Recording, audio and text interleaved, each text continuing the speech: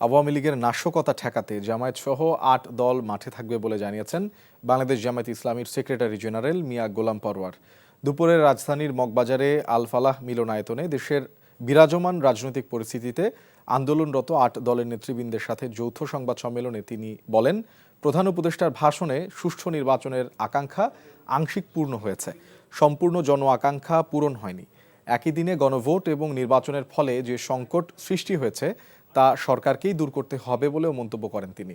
একটি দলকে খুশি করার জন্য প্রশাসনের ঘন ঘন রদবদলের ফলে লেভেল প্লেইং ফিল্ড নিশ্চিত হওয়া নিয়ে সংশয় তৈরি হয়েছে বলে অভিযোগ করেন তিনি। ৫ দফা দাবিতে ৮ দলের আন্দোলন অব্যাহত থাকবে জানিয়ে পরওয়ার বলেন, আন্দোলনের ফলে নির্বাচন প্রভাবিত হবে না, বরং জাতি সংকট থেকে মুক্তি পাবে। জুলাই সনদের আইনি ভিত্তির প্রয়োজনে যে গণভোটটা যখন হবে, এই গণভোটের সংস্কারের পক্ষে আমরা সবাই হা বলব এবং জাতিকে আমরা হায়ের পক্ষে ভোট দেওয়ার জন্য উদ্বুদ্ধ করব, গোটা জাতি সংস্কারের পক্ষে। আর যদি কেউ এটার বিপক্ষে যায়, জাতি নিশ্চয়ই তাদেরকে প্রত্যাখ্যান করবে।